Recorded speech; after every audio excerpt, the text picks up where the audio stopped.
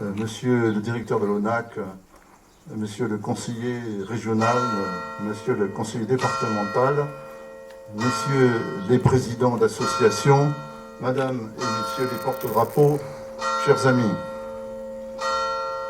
Le souvenir n'est pas seulement un pur hommage rendu aux morts, c'est aussi un ferment toujours à l'œuvre dans les actions des vivants. Cette citation du général de Gaulle donne tout son sens à l'hommage que nous rendons à ces hommes, 80 ans après ces tragédies que furent la guerre d'Espagne puis la Seconde Guerre mondiale. Vous savez, en franchissant les Pyrénées, entrant au pays des droits de l'homme, les républicains espagnols vont découvrir les camps du mépris. Ce sont ces mêmes hommes et ces mêmes femmes, militants antifascistes, qui dès 1941 vont s'engager dans la lutte armée contre l'occupant allemand et devenir d'authentiques résistants. J'aime, vous savez, rappeler ce qu'a dit le chanoine Birse, maire d'Augeux, le 5 octobre 1944, pour honorer 8 guerrilleros espagnols et 2 habitants du village de Buziette, sauvagement assassinés par une colonne allemande le 17 juillet 1944. Cet ecclésiastique dira « Ces hommes qui n'avaient pas de maison, pas de terre, pas de compte en banque à défendre, donnèrent leur vie en défendant la liberté et la fraternité des peuples. » Nous sommes là totalement dans l'esprit du Conseil national de la résistance qui, des années durant après la guerre, s'est installé dans tous les strates de la société. C'est pourquoi nous sommes ici aujourd'hui. C'est pourquoi il nous paraît important de pérenniser la mémoire de tous ces guerrilleros et autres combattants espagnols qui, partout en France, se sont battus, parfois au sacrifice de leur vie, afin qu'aujourd'hui nous soyons libres. N'oublions pas non plus ceux qui, au sein de l'armée française, ont mené les mêmes combats, tout comme celles et ceux qui connurent les affres de la déportation. Pour résumer ces souffrances et vous supplier, vous, chers amis, vous supplier de ne jamais oublier, je rappelle ici les mots du poète Paul Éluard évoquant les déportés. Si l'écho de leur voix faiblit, nous périrons. Précisément, nous devons nous poser la question quant aux jeunes générations qui, 80 ans après, ne situent pas toujours dans l'histoire ce qu'ont été les drames, les guerres, les génocides du XXe siècle. Malgré le poids des années, nous devons immortaliser l'héroïsme de ces combattants espagnols auxquels je veux associer, bien entendu, bien d'autres nationalités. Ces combattants ibériques vont se montrer exemplaires sur tous les fronts, c'est-à-dire dans la résistance française et dans les armées françaises, britanniques, soviétiques et américaines. Rappelons alors aux jeunes générations que la reconnaissance, c'est la mémoire du cœur, mais qu'elle n'est pas éternelle. C'est pourquoi elle est une dette que jamais personne ne pourra effacer. Rappelons-leur pourquoi ces actes ont du sens, pourquoi notre engagement sans faille au service de la paix est important pour leur futur. Ainsi, aux hommages doivent succéder des paroles d'espérance, bien sûr. Rendre hommage au courage des résistants paraît tellement évident quand les défunts, comme aujourd'hui, sont terriblement présents, et quand les vivants que nous sommes découvrent ainsi qu'ils ne sont que des survivants. Pour ma part, il me semble utile de dire combien de voix me rappellent en permanence cette histoire ancrée à jamais dans ma mémoire. Voix que nous livrons ici et là pour instruire, pour rappeler, pour pérenniser cette histoire qui semble tellement d'actualité 80 ans après. J'entends bien entendu toutes ces voix. J'entends les voix de mes parents, j'entends les voix d'historiens et de milliers de témoins que j'ai croisés depuis 40 ans. J'entends les voix de certaines milliers, des centaines de milliers d'Espagnols qui, un certain 14 avril 1931, déambulaient dans les rues de toutes les capitales espagnoles pour fêter l'avènement de la République. J'entends aussi ces mêmes Espagnols crier « No pasaran » pour stopper l'avancée des troupes fascistes qui s'étaient invitées en Espagne. J'entends aussi ces femmes et enfants crier leur désespoir dans les camps de concentration du Roussillon. J'entends les combattants espagnols appelés au combat, malgré tout, en France contre l'occupant allemand.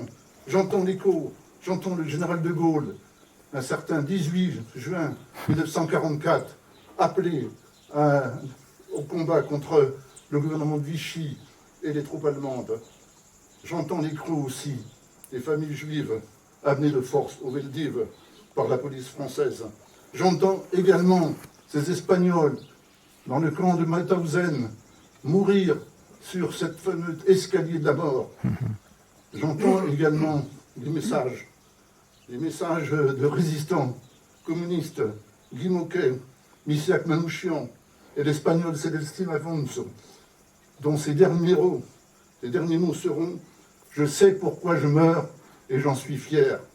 J'entends encore, bien entendu pour terminer, ces voix de la libération de la France il y a 80 ans, libération du fascisme, qui malheureusement s'est arrêté au pied des Pyrénées. Mon propos, chers amis, n'est pas de glorifier notre histoire, mais bien de poser les vraies questions qui ont du sens aujourd'hui. Comment exprimer une mémoire de recueillement? Comment exprimer une mémoire d'exaltation de la nation? Comment exprimer une mémoire de légitimation politique de notre République française? Comment réveiller les consciences dans cet espace mémoriel que nous voulons immortaliser? Merci. 2 ans après, ce dimanche 4 août 2024 est un grand jour pour se souvenir des républicains espagnols qui n'ont pas hésité à traverser les Pyrénées pour poursuivre la lutte dans les rangs de la résistance auprès des maquisards français afin que nous restions libres. Soyons fiers de ces exilés républicains qui ont contribué à libérer l'Europe du joug du nazisme. N'hésitons pas à honorer cette histoire républicaine. Ce jour, ici à la Bastide, penchons-nous respectueusement sur les 3 tombes de ces valeureux guerrilleros lâchement torturés et assassinés. Souvenons-nous, nous avons souligné plus jamais ça, mais la guerre est à nouveau à notre porte, ainsi qu'au Proche-Orient. Donc, restons vigilants.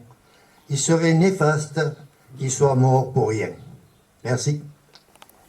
Citoyennes, citoyens, nous sommes ici devant des tombes où pendant des années, j'allais dire pendant les années sombres de la guerre froide, l'ANAC a organisé une cérémonie.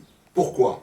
Parce que tout simplement l'amicale des guérilleros, victime, j'allais dire, d'un procès inique, avait été dissoute lors de l'affaire Bolero Paprika.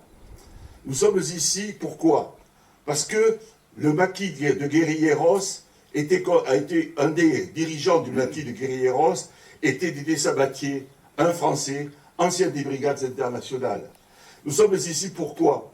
Parce que tout simplement leurs camarades de combat que nous honorerons tout à l'heure à Belmania, Pancho, eh bien, avec son frère Aristide, a travaillé pour le comité d'aide à l'Espagne républicaine et qu'il a été, lors d'une émission, arrêté par les troupes italiennes, interné pendant 1 année au camp du Miranda del Ebro et que seule, j'allais dire, une campagne populaire intense a permis de l'arracher aux griffes de Franco.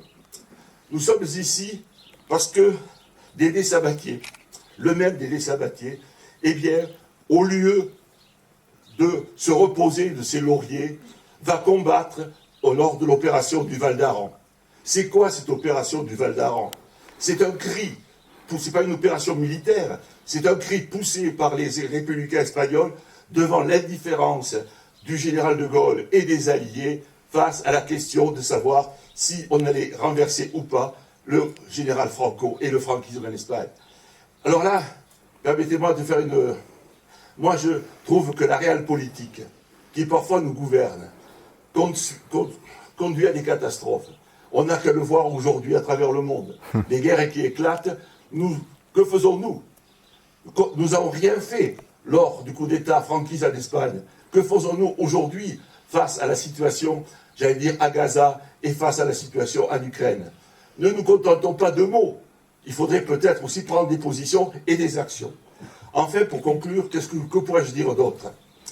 Eh bien, je dirais que cette solidarité des Français aux côtés des républicains espagnols en Espagne, des républicains espagnols aux côtés des Français contre Vichy et les nazis en France, eh bien, cette solidarité devrait nous oblige à lutter contre la xénophobie.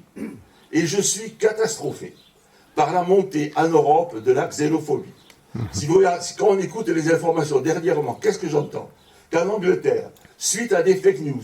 L'extrême droite, alors soi-disant que meurtrier aurait été de religion musulmane, ce qui est absolument faux, qu'est-ce qu'on voit? Des groupes d'extrême droite se lancer dans des pogroms. Eh bien, moi je dis, vive la solidarité internationale, vive la fraternité des hommes à travers le monde, je veux dire, vive la République, vive la France.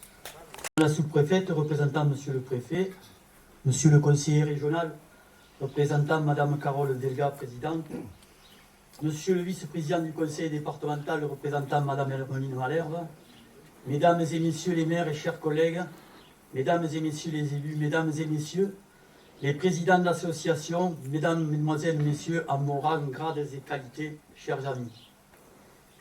Une fois de plus, comme tous les ans, depuis la libération, la municipalité de la Bastide, parents et amis des victimes, associations d'anciens combattants et amis de la résistance, viennent célébrer ce bien triste anniversaire pour rendre hommage à ceux qui tombèrent dans des combats sans merci face aux hordes du régime hitlérien et de l'État pétainiste.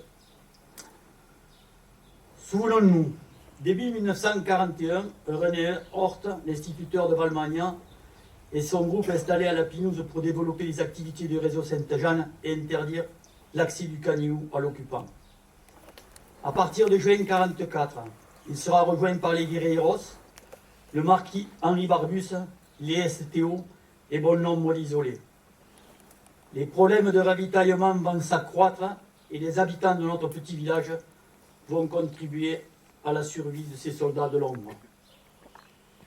Bien informés par les collaborateurs, les forces nazies et la milice ne tarderont pas à patrouiller dans le secteur. Alors que le marquis se ravitaillait à Quimper, un sidecar s'approchait. Avertis par les enfants du village, les maquisards tendront une embuscade à la fontaine. Blessé, le pilote réussira à prendre la fuite. Les hommes valides partiront se cacher aux alentours avant que le village ne soit assiégé quelques heures plus tard. Les maisons fouillées une à une. Un officier allemand trébuchera dans les escaliers de Canfriche et quelques coups de feu seront tirés en direction d'un habitant qui, pris de panique, essaiera de fuir. Par chance, il n'y aura aucune victime. Une fois l'occupant parti, les femmes étendront des draps de lit à la rouquette pour informer les hommes de ce départ. Le 2 août 1944, alors que l'attaque est menée contre Valmagnan, les troupes nazies et la milice, postées sur les crêtes de l'Espinacette, juste en face de nous, ou derrière vous, qui entourent notre petit cimetière, arrêteront aux Mastillettes 3 réfugiés républicains espagnols, ouvriers et charbonniers. L'un d'entre eux, malade, et attaché sur le dos d'un âne, transporté jusqu'au Cortal de la Coume, roué de coups, laissé pour mort, sera jeté dans le ravin et recueilli par les habitants. Il sera soigné avant de quitter la Bastide. Ces 2 compagnons d'infortune subiront un sort tout à fait différent. Ils seront tour à tour torturés, doigts cassés, ongles, yeux et cheveux arrachés. Roués de coups avant d'être sommairement exécutés, leurs cris seront entendus jusque dans les rues du village. Un 4e homme, qui revenait de Valmagnan, subira le même sort. Jean Romeu, qui passera là à plusieurs reprises, sera arrêté et interné à la citadelle, où il subira des interrogatoires musclés, puis couprira jusqu'à la libération. Les corps mutilés des 3 malheureux guerreros, abandonnés dans le caniveau, seront récupérés et enterrés ici, il y a 80 ans, jour pour jour. Cela fait 80 ans que le guérillero Alcaña Garcia Esteban, ses 2 compagnons d'infortune, charbonniers, Ribes Rafol Joseph et Rigat Chonka Juan, ont été sauvagement assassinés, sans armes et sans défense. En leur rendant hommage, c'est à l'ensemble de ces hommes que rien ni personne n'obligeait à prendre les armes, à l'ensemble des victimes, militaires, soldats sans uniforme, guerrilleros, résistants, civils innocents, martyrs de Valmagnan et d'ailleurs, morts au combat ou sauvagement mutilés avant une sommaire exécution, victimes des uniformes vert de riz, des hordes nazies et bleu marine de la milice du régime de Vichy, qu'on nous rendront hommage pour ne pas oublier. Si cette cérémonie d'anniversaire s'est toujours voulue simple mais digne, face à l'ampleur du désastre de Valmagnan, voilà 30 ans que je répète inlassablement les mêmes paroles. Alors que les rangs de ceux qui ont connu cette époque douloureuse se réduisent, c'est pour ne pas oublier ce qu'ont vécu ici ces femmes et ces hommes il y a 80 ans.